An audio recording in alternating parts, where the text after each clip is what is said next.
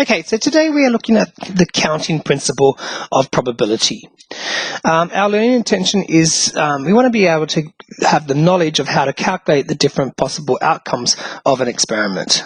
And we'll be successful if we can correctly calculate the total number of possible outcomes. So, looking at this, we want how many possible options are there when choosing from 4 entrees and 3 mains. Okay, so I'm going to have entree 1, entree 2, entree 3, and entree 4. Okay, and I'm going to have main 1, 2, and 3.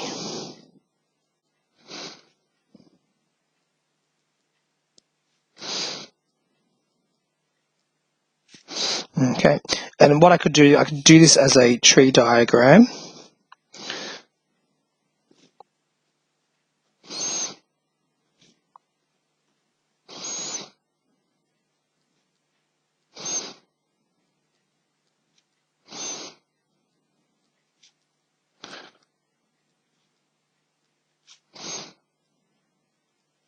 Okay, so at the end of my tree I have 3, 6, 9, 12 possible outcomes.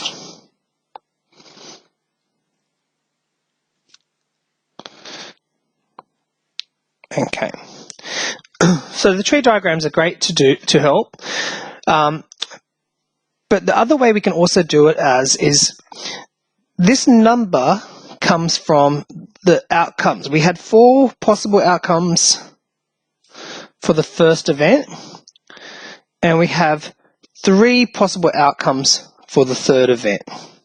So 4 lots of 3 is also 12. And that's what we call the counting principle. So if you multiply 4 by 3, you get all the possible outcomes. Okay. So the fundamental counting principle states that if one event has n possible outcomes and a second independent event has n possible outcomes, then there are a total of n times n possible outcomes for the 2 combined events. And that's from the UNESA Advanced Glossary for Mathematics Advanced. Okay. So think of this one. We've got the number plate of a car has 3 letters followed by 3 numbers. So we've got a letter, letter, letter, number, number, number. How many possible outcomes are there? So there are 26 letters, so possible outcomes.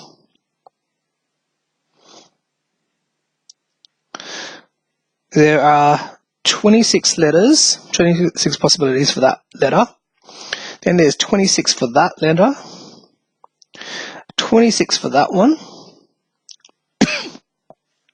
There are 10 digits from 0 to 9, and that one as well, and that one as well. So if I times all these numbers, so 26 times 26 times 26 times 10 times 10 times 10,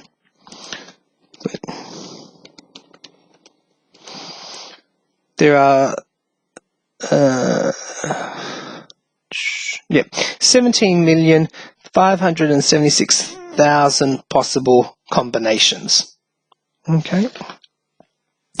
Looking at this one, we have John has 3 shirts, 5 ties, and 4 jackets. How many possible combinations?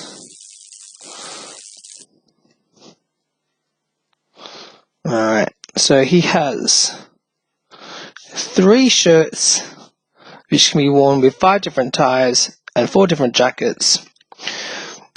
So 3 times 5 times 4 is 60 possible combinations.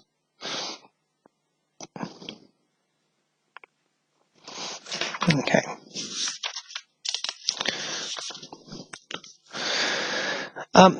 However, sometimes the results may impact the sequential outcome. So there are 7 candidates for a committee. How many possible ways are there for electing a president, vice, and a treasurer? So, if I gave them names, that might be easier. So if I go Albert, Brenda, Charlie, Delta, Edward, 1, 2, 3, 4, Fiona, 6, and Jeff. Okay, so let's say that Albert got president. Well, he can't, let's say, okay, there are 7 possible outcomes for presidents.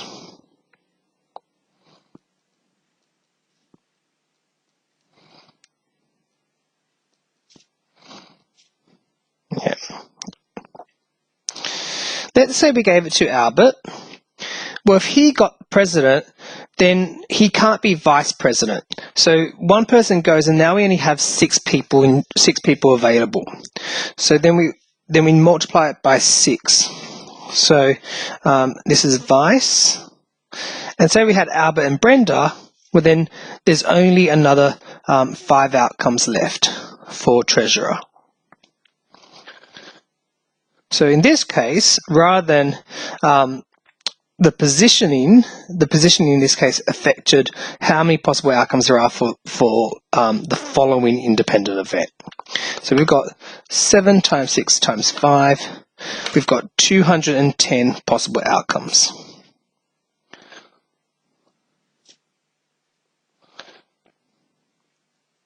Okay.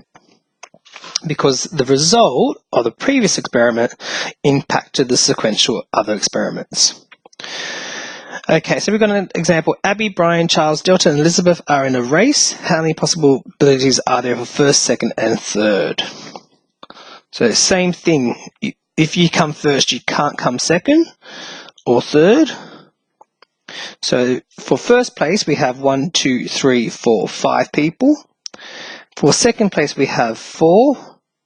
And for third place, we have 3. So there are 60 possible outcomes. And that is the fundamental counting principle of probability. Okay, thank you.